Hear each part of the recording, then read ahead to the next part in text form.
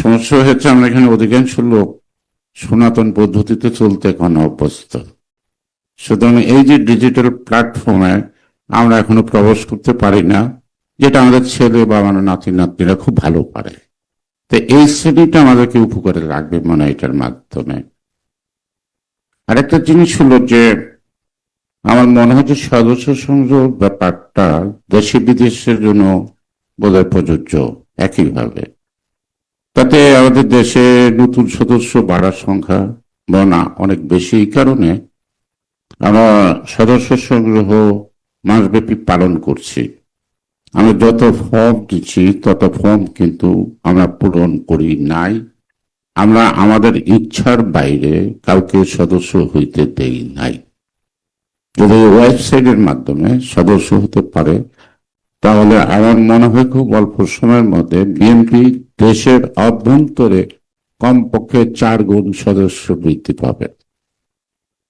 কারণ আমরা এই সদস্যপদ দেই এই কারণে যে এই সদস্যরাই বোধহয় ভোট দিবে কমিটি বানানোতে।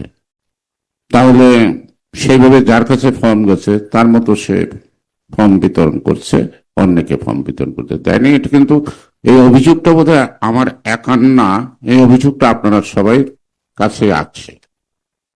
তো এই জায়গাটা উন্মুক্ত হলো, এটা একটা স্বচ্ছতা। অর্থাৎ those who are sincerely মানে করতে চায়, বিএনপি করতে চায়, তাদের দরজাটা খুলে গেল। এবং যারা এই দরজাটা বন্ধ রাখলো, তাদের তাদের কাছ থেকে সাধারণ কর্মীরা বেঁচে গেল। দ্বিতীয়ত হলো যে বিদেশ থেকে সদস্য সংগ্রহ, ঠিক আছে, আমাদের দরকার আছে।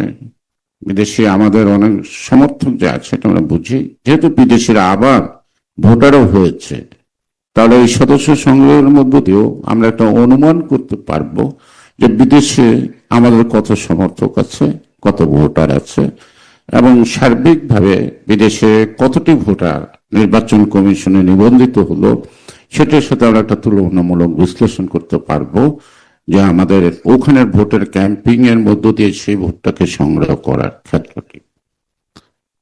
আর একটি যে জাহির সাহেব যেটা বলছে সেটা থাকবে, যে একজন ডোনেট করতে চাইলে নিব কি নিব না, তাই না? ডোনেট করতে চাইলে যে সরাসরি ডোনেট করে দেবে তা তো না। যে ডোনেশন যদি ভালো অঙ্কের দেয়, সে নিশ্চয়ই এটার সাথে যারা অপারেশনে থাকবে তাদের সাথে আগে একটু হাই হ্যালো করে নেবে। তারাই ডিসাইড করতে পারবে যে তার ডোনেশনটা আমি নিব কি নিব না।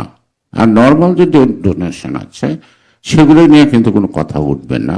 অর্থাৎ কোনো কলঙ্কিত জাতিগতভাবে আন্তর্জাতিকভাবে এমন কোন মানুষের ডোনেশন যদি ওয়েবসাইটের মাধ্যমে বিএনপিতে আসে, সেটা একটা বিতর্কে পড়তে পারে।